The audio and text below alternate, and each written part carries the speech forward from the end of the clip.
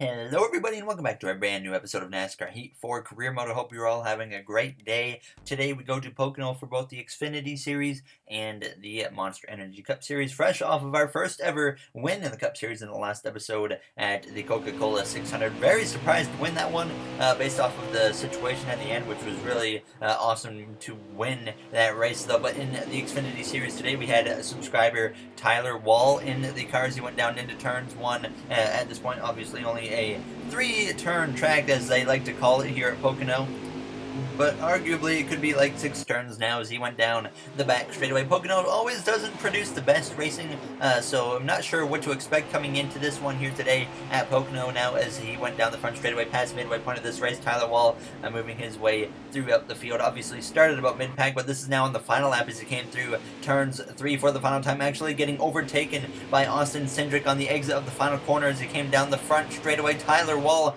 down through, coming across the line. Wasn't going to be a beautiful finish, but it was P15 here in Pocono. Pocono, a track that I've struggled at so far pretty much every time I've come here. Kind of like other tracks like Richmond and maybe Chicago's a track we're not looking forward to, and same as Indy. So we come to qualifying here in the Cup Series. We would cross the line and actually set a decent time here with the 42 or 54.2 and go P16 here for Pocono at the Tricky Triangle. So hopefully we can move our way forwards as we have the pole sitter of Keselowski, and Hamlin joins him on the front row. We're live from Pocono Raceway for the Pocono 400.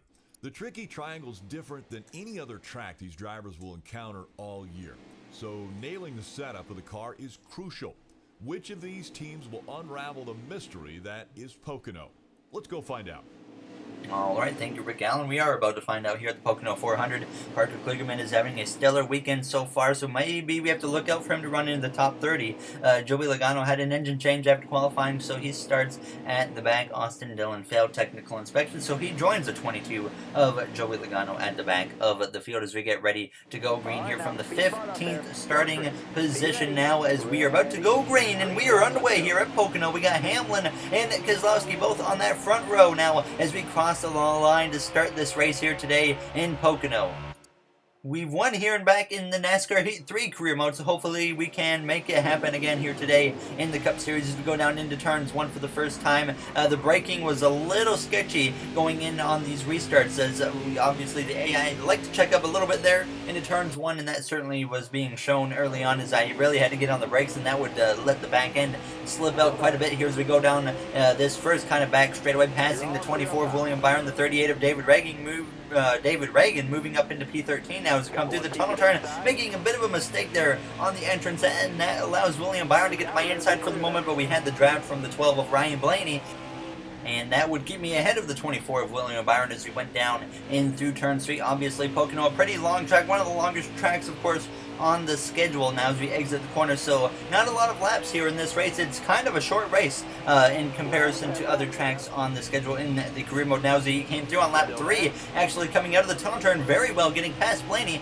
and the 17 of Stanos as we go down into turn 3. It took me a couple laps, but I'd really started to find something in that tunnel turn, so we come down the front straightaway now hitting lap 4. We had gotten past Stenhouse. We would run down our teammate of Eric Almirola, and we would get to the inside of him. This tunnel turn was working out very well in my favor. I was noticing here early on in Pocono as we went down into turns 3. The only problem I was having so far is the car was feeling kind of a little bit too loose, but I was a little hesitant to make an adjustment on it there as we actually had a bad exit on turn 3, and that would allow Almirola to fight back now as we're going to give him the side draft down this front straightaway. Just about got cleared by Almirola, but we fight back here on his outside, almost pushing him down towards that inside as we go down into turns 1. Ryan Blaney's going to get into the party as well as we're going to go 3 wide now through turns 1 with Blaney and Almirola as we exit the corner side by side with Almirola. Blaney gets clear now as we exit turn 1, and we have the momentum to nearly clear the 10 of Almirola, and sure enough we do clear Almirola. Now we're going to hop to the inside of Ryan Blaney as we go down towards that tunnel turn, getting aggressive early on here now as Almirola just about sent it of our inside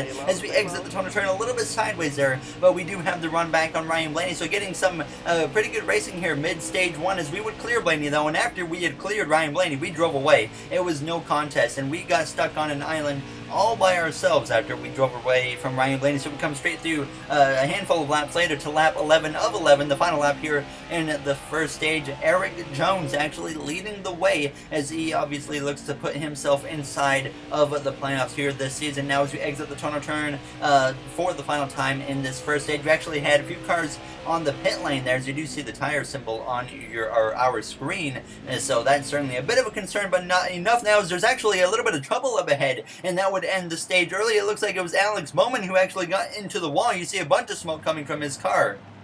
So Bowman may have blown a tire here in turns 3, as now that would obviously, that was the last lap of the stage anyway, so it didn't really affect anything. So we would take 2 cans of fuel, 4 tires, come out in the 8th position, gaining 2 spots here as we get ready to start the second stage. So a decent effort here in stage 1 now as we look to improve here as the second stage is underway at Pocono Raceway. We got Joe Gibbs Racing 1, 2, 3 right now, Jones, Kyle Busch, and Denny Hamlin. There's Martin Truex Jr., the worst JGR car right now, runs P5. So far a great start for Joe Gibbs Racing as we make the stretch down towards turns 1. Obviously a very long stretch down towards the first corner here at Pocono now behind Kevin Harvick. There you saw when I got on the brakes again into turns 1. The back end just slipped down, and that allows the 42 of Kyle Larson to pounce on the opportunity now as we go down this first back straightaway, trying to utilize that draft from the 4 of Harvick to get clear of Kyle Larson, and sure enough we do clear the 42 of Kyle Larson as we go down in through the tunnel turn here. Just about Larson sending it up the inside as we're going to actually go to the outside of Joey Logano. A little bit of contact made now on the exit of the tunnel turn.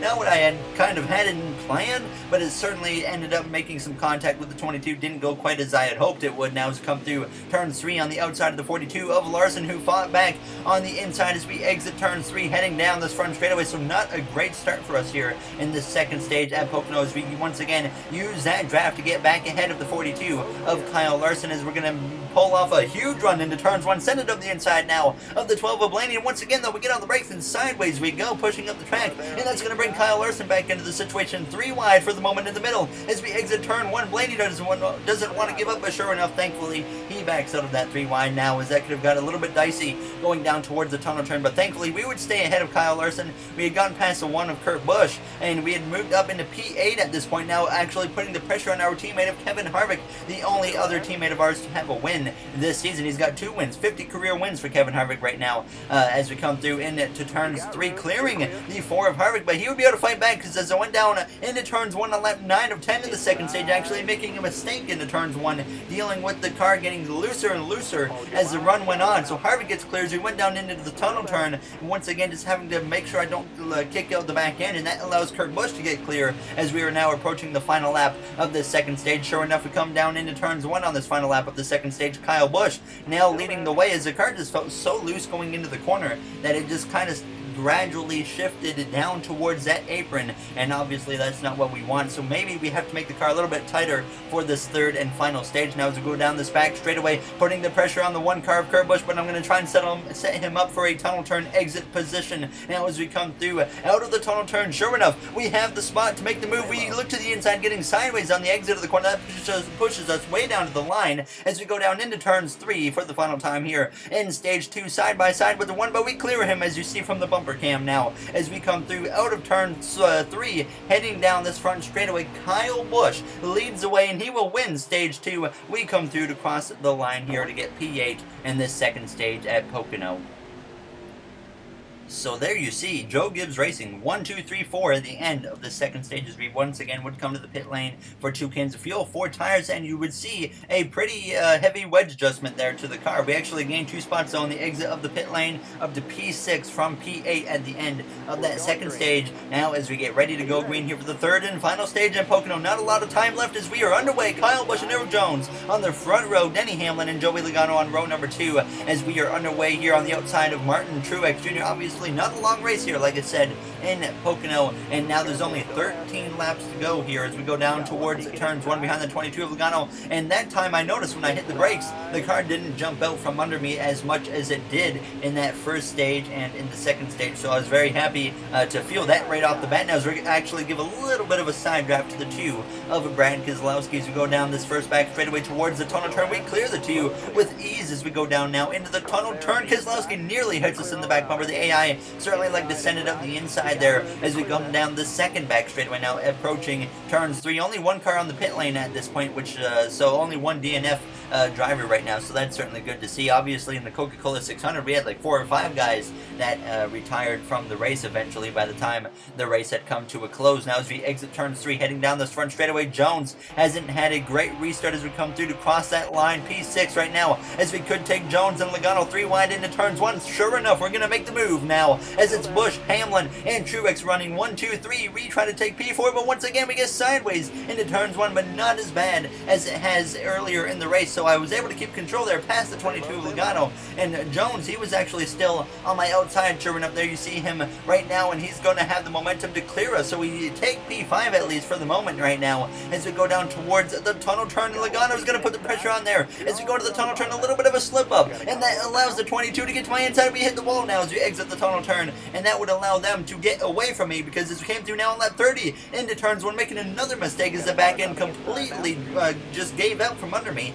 And sure enough, Harvick, Kurt Busch, they get past me. Ryan Newman somehow in the top 10 making a pass as well on us now, as Keselowski also coming through on that inside to make a pass. So all of a sudden this car just felt really loose into turns 1, and I had nothing for it now as we would drop down to P10 and continue right behind these guys on now lap 31 behind Keselowski and Newman. On the exit of the tunnel turn, we would end up getting a caution as I just before I went to the pause menu, but that would set up for a kind of late race restart, as I wasn't 100% sure what to do here because the AI just are kind of weird. I would take 2 tires though, and you can see the end result right here. We fall down all the way to P32 with only 7 laps to go in this race. So I completely gave up a bunch of track position as I felt like the AI were going to take 2 tires. I truly did.